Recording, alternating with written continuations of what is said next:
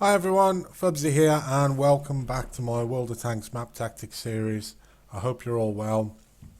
So as promised today we're going to cover Fjords. Again, remember that this is just a very rough basic guide of if you haven't got a clue where to go to one of these places depending on what tank you're in, and it should set you up to at least give you a chance of having an okay game. Obviously the map deployment video that I did about what to look for, how to analyse the enemy team, and knowing your own tank will know a lot better on what to do. For example, if you're in a really good hull down tank, there's an area just up here that's quite hilly, so you could use that. So if you haven't seen that video, go and see it. I will link up a card in the top corner to it. But just give it a look and bear that in mind with all of these videos. So let's get into it anyway. Let's cover the red base first. If you are in a heavy, you're probably going to head down to this corner. There's a big brawling area for the heavies there. This area here is very open, so if you are going to be more worried about that, then you either need to be stationed back here where they can't get shots into you, but that's not always artillery safe, which we'll cover in a moment. Or you might want to get in here, but then you've got to be careful of that. I wouldn't really advise going too far from there in your heavies. If you are in a artillery, then the chances are that they're either going to be on this stretch of land here somewhere. You do tend to get them quite often in this. There's a little dip just there. There's a rock just here. But a very good place to go to, if you're not going to be on here in artillery, is to go up here. If you can get up there, then you can basically shoot down into the rear of the heavy tanks that are down here, because they'll be more concerned with fighting the heavies there. And of course the rear of tanks, not very well armoured, so you can quite often get penetrating shots and do huge numbers of damage. It's not unusual to sound like Tom Jones there. It's not unusual to do huge amounts of damage and one-shot tanks even. Sorry for the singing there. What came over me? Right. Going back to medium tanks then. If you are in a medium tank, you're probably either going to want to rush from the start round to here and play in this area. There's a hole there, and you can obviously get shots down into the heavies as they try and come through, and then you can move around here and you can start looking at fighting for this area.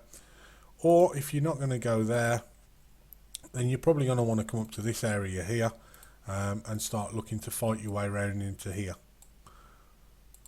If you are in a light tank, again, you could come and racing around here.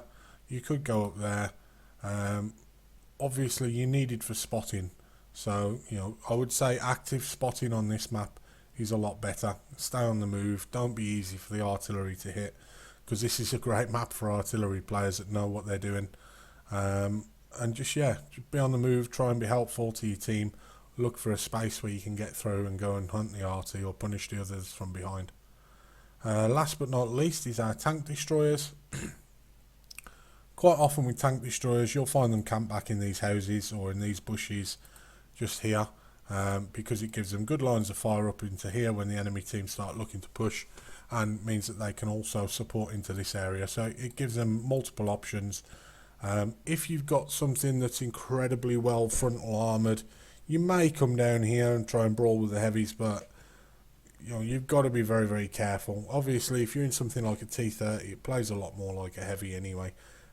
This whole shelf here is lower than this ground, so if you got again something that's good hull down, you can get in there, but then it means you're waiting for them to push around the corner. So that would be kind of where I would go from the red side. From the green side, artillery, you got 3 places on this one that you can go. You could stay on this side, the rock here, which gives you some nice shots down into here and across into here. You could stay over this side of this rock, which gives you better shots over onto this side, and really you struggle to get into here unless you got something with an amazing high arc. Or where a lot of tanks go, and where I normally go, is on the island you know, anywhere along here really. If I remember right, there's a nice little spot there. And the added advantage from that is you get some really nice shots up into these things here. So if you go there, my first shot would probably, there's a bush just there. My first shot would probably be into the bush, because anyone that's trying to use the bush as camo so that they can spot or get shots in there. I've done one shots on people there blind before.